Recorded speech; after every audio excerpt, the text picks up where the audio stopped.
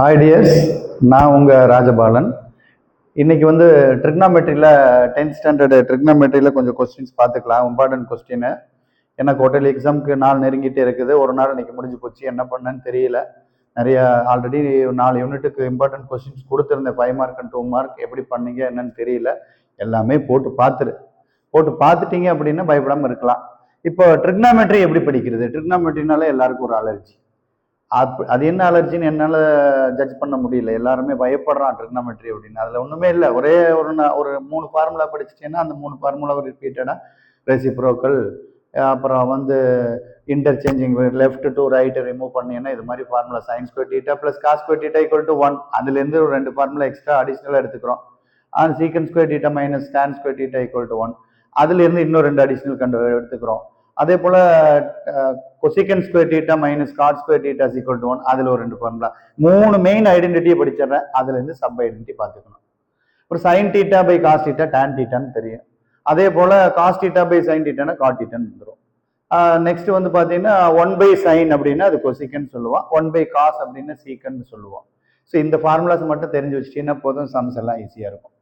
So இதில் 5 mark question என்னன்னு பார்ப்போம். Exercise 6.1ல் 6th 8th 9th 10th இந்த 4 கொஸ்டின் எக்ஸாம்பிள்ஸில் கிளியராக எக்ஸசைஸில் கிளியராக பார்த்துக்கோ.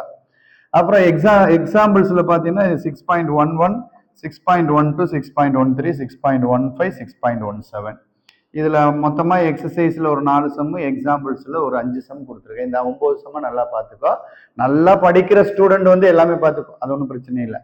இந்த பிலோ அவரேஜ், மீடியம் அப்படி இருக்கிறாங்க இல்லையா, அவங்களுக்காக நான் போட்டிருக்கேன். எபோவ் ஆவரேஜ் 100 அவுட் ஆஃப் 100ங்கிறவங்க வந்து எல்லாமே பார்த்துக்குவோம், அதனால ஒன்றும் பிரச்சனை இல்லை. நெக்ஸ்ட்டு இதெல்லாமே இந்த 5 மார்க் கொஸ்டின் பார்த்துட்றேன்.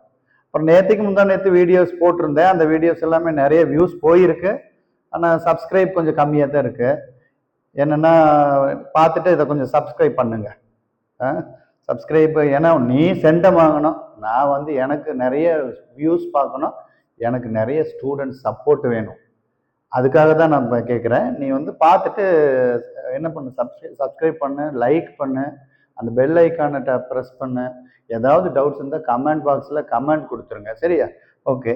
தென் 2 மார்க் கொஸ்டின் பார்த்தீங்கன்னா எக்ஸாம்பிள்ஸில் 6.1, 6.2, 6.4, 6.5, 6.6 அண்ட் எக்ஸசைஸ் 6.1ல் 1, 2, 3, 4 இதில் less number of 2 mark questions தான் இருக்கு.